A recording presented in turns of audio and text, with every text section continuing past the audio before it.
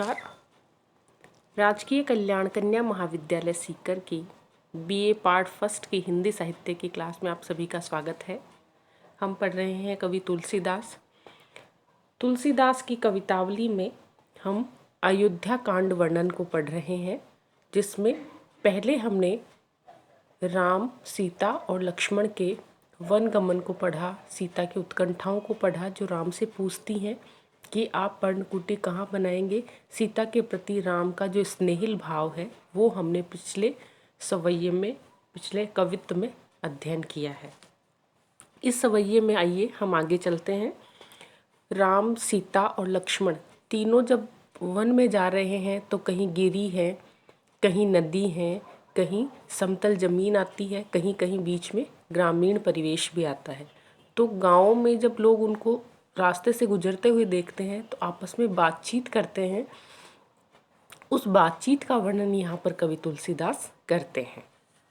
लिखते हैं, रानी में जानी अजानी महापवि पाहन हूँ ते कठोर हियो है।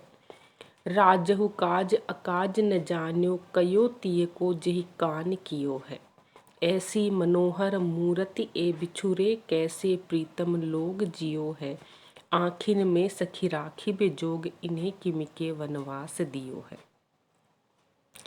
हम समाज से डरते हैं, लोगों की बातचीत से डरते हैं और ये कहते भी हैं कि सब लोग बातें करते हैं। तो ये स्थितियाँ उस समय भी थी। लोगों के मन में ये आश्चर्य है क्योंकि राम की जो ख्याति है, राम का जो शील है, उनकी जो उदारता है, वो चारों तरफ अयोध्या के क्षेत्र में फैली हुई थी।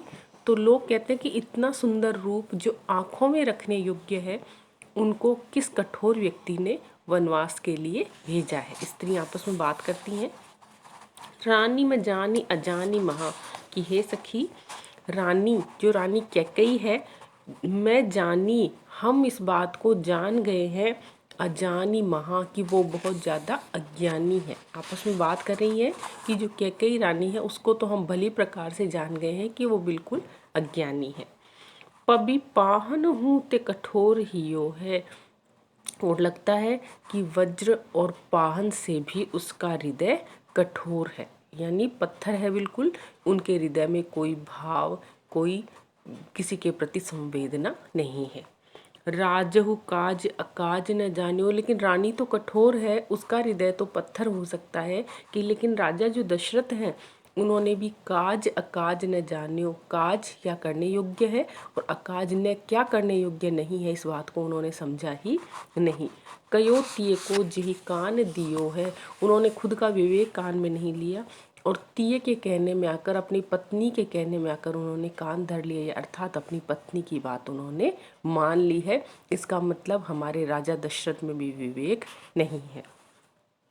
ऐसी मनोहरी मूर्ति, ये इतनी सुंदर मनोहर मूर्ति है।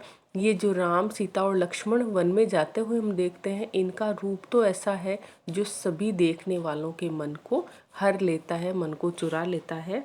बिछुरे कैसे प्रीतम लोग जियो है, इनसे बिछुड़कर इनके जो प्रियतम हैं, इनके जो परिजन हैं, इनके आसपास जो रहने वाले लोग हैं, वो इनसे बिछड़कर कैसे जिएंगे, हम इस बात पर आश्चर्य कर रही हैं। आखिन में सखी राखी बेजोग, हे सखी, ये तीनों तो धरती पर चलने योग्य नहीं है, बल्कि आँखों में रखने योग्य हैं। आँखों में अर्थात अपने हृदय में बसाने योग्य हैं।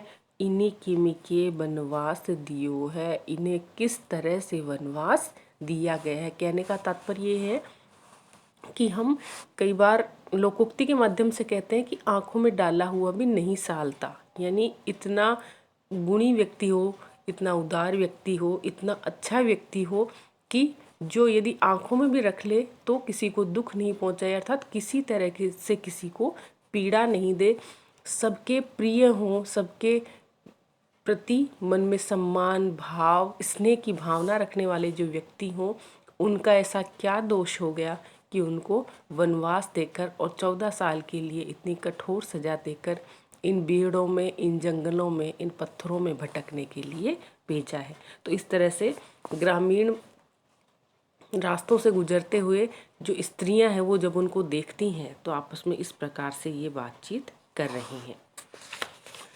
कवितावली का ही अगला सवैया हम पढ़ते हैं। सुनी सुंदर बैन सुधारस साने, सयानी है जान की जानी भली। तिरछे करी नैन दिसैन तिन्हें, समुझाए कछु मुस्काए चली। तुलसी तेहि अवसर सोहे सबे, अवलोकति लोचन लाहु अली।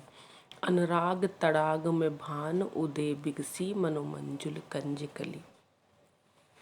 आगे आगे चलते हुए सीता से स्त्रियां उत्सुकतावश पूछती हैं इशारों में ही कि तुम्हारे पति इनमें कौन से हैं। तो सीता उनको सीधे सीधे नहीं बताकर और इशारों में जो बातचीत कर रही हैं उसका वर्णन यहाँ पर तुलसी करते हैं। लिखते हैं, सुनि सुंदर बैस सुधारस साने। ग्रामीण स्त्रियों के सुंदर वचनों को, बैन अर्थात वचनों को सुनकर, सुधारस साने, जो उनके वचन है वो सुधारस अर्थात अमृत जैसे रस में, साने यानी डूबे हुए, बड़े मीठे वचन थे, मानो अमृतमयी रस में वो डूबे हुए हों। ऐसे वचनों को जब सीता जी ने सुना, सयानी है जान की जानी भली, और क्योंकि जानकी बड़ी चतुर हैं, सयानी हैं, ये बात स्त्रियों ने भी भली प्रकार से जान ली। तो उनको इशारों में उन्होंने पूछा कि हे सखी, तुम्हारे प्रियतम इन दोनों में कौन है। आगे चल रहे हैं राम, बीच में है सीता और पीछे हैं लक्ष्मण। तो इशारों में जानकी को चतुर मानकर वो पूछती हैं। तिरछे करी नैन दिसैन तिन्हें, सीता ने उन्हें कहकर कुछ नहीं बताया, बल्कि तिरछे करी नैन, अपने नेत्रों को थोड़ा तिरछा करके, बंकिम करके, दई सैन, उन्होंने ग्रामीण स्त्रियों को सैन इशारा किया, तिन्हें समुझाए कछु, और इस तरह से उन्हें कुछ समझाकर मुस्काए चली। सीता मुस्कुराती हुई आगे बढ़ गई। तुलसी तेहि अवसर सोहे सबे, तुलसीदास जी कहते हैं कि उस अवसर पर जब राम के रूप को बाकी सखियों ने देखा कि ये सीता के प्रियतम हैं, उस अवसर पर सोहे सबे, सभी ग्रामीण स्त्रियां बड़ी सुशोभित होती हुई दिखाई दे रही हैं। अवलोकति लोचन लाहु अली, और इस तरह से देखती हैं राम जी को मानो लोचन, उनके जो नेत्र हैं वो अली के समान हो, भ्रमर के समान हो। जिस तरह से भ्रमर होता है वो लगातार कमल के पुष्प के ऊपर जाकर बैठ जाता है, उसका रसपान करता है और उसको छोड़ना नहीं चाहता, उसी तरह से यहाँ स्त्रियों की आंखें हैं वो भ्रमर के समान हैं, जो श्री राम के कमल रूप पर टिक गई हैं और लगातार उसका पान कर रही हैं। स्त्रियों की आंखें हैं वो श्री राम के रूप से आनंद को ग्रहण कर रही हैं। अनुराग तड़ाग में भानु उदय, और ऐसा लगता है मानो स्त्रियों के, ग्रामीण जो सखियां हैं उनके प्रेम रूपी हृदय में, सरोवर में भानु उदय, मानो सूर्योदय हो गया हो।